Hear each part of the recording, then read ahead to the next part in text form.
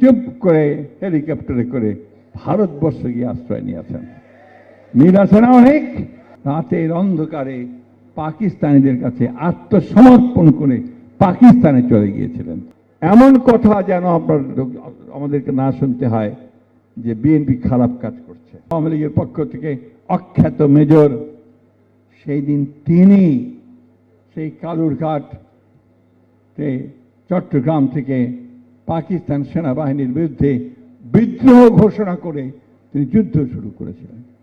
আর তাদের নেতা, যাকে আমরা অসংবাদিত নেতা হিসাবে মেনে নিয়েছিলাম, যার নির্দেশে তখন বাংলাদেশ চলতো, তৎকালীন পাকিস্তান চলতো, তিনি রাতের অন্ধকারে পাকিস্তানিদের কাছে আত্মসমর্পণ করে পাকিস্তানে চলে গিয়েছিলেন। এই ঈদে জামা জুতো অ্যাক্সেসরিজের ডিসকাউন্ট।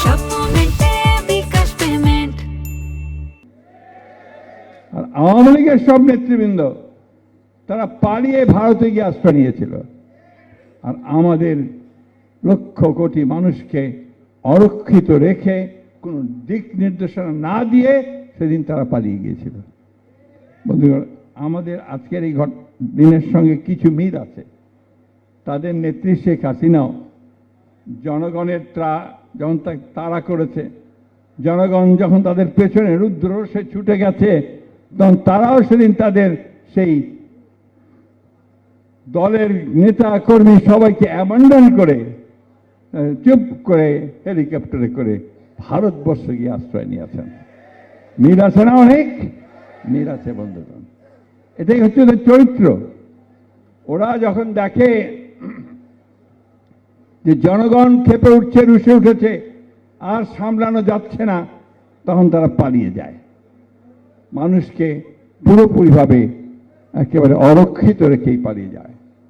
বন্ধুগণ, 1971 সাল আমাদের জন্য আমরা যারা 1971 সালে স্বাধীনতা যুদ্ধ করেছি, আমরা যারা একটা স্বাধীন ভূখণ্ড ছিনিয়ে নিয়ে এসেছি, পাকিস্তানের শোষণ, নিপীড়ন, নির্যাতন থেকে, তাদের হাত থেকে বের করে আমরা যখন একটা স্বাধীন মুক্ত বাংলাদেশ তৈরি করার জন্য যুদ্ধ শুরু করেছি, আমাদের কাছে নিঃসন্দেহে এটা অত্যন্ত আবেগের, অত্যন্ত আমাদের হৃদয়ের একটা যন্ত্রণার মধ্য দিয়ে আসা একটা ঘটনা। এমন কথা যেন আমাদেরকে না শুনতে হয় যে বিএনপি খারাপ কাজ করছে। এই ঈদে জামা জুতো অ্যাক্সেসরিজের ডিসকাউন্ট। তাহলে যে সম্ভাবনা সৃষ্টি হয়েছে সেই সম্ভাবনা কিন্তু বিনষ্ট হয়ে যাবে। এখানে ঢাকার নেতারা আছেন, ঢাকার বিভিন্ন দেশের নেতারা আছেন, আপনারা আপনাদের নেতৃবৃন্দকে সবাইকে নিয়ে এই বিষয়গুলো আপনারা সব সময় খেয়াল করবেন। আর মনে রাখবেন, আপনাদের উপর নির্ভর করছে ভবিষ্যৎ বাংলাদেশ, আপনাদের উপর নির্ভর করছে ভবিষ্যৎ গণতান্ত্রিক বাংলাদেশ, আপনাদের উপর নির্ভর করছে ভবিষ্যতের বৈষম্য বিরোধী বাংলাদেশ। যারা 100 গাড়ি নিয়ে ইলেকশন ক্যাম্পেইন করতে যায়, তারা কি করবে সেটা আমরা ভালো বুঝি। বিএনপি জনগণের সঙ্গে আছে, অতীতে ছিল, থাকবে, এবং বিএনপি অবশ্যই তারা জয়যুক্ত হবে ইনশাআল্লাহ। আমাদের নেতা তারেক রহমান বারবার করে নির্দেশ দিয়েছেন যে আপনারা সঠিকভাবে, সুন্দরভাবে, জনগণ যেন ভালোবাসে আপনাদেরকে, সেই কাজগুলো করতে থাকুন।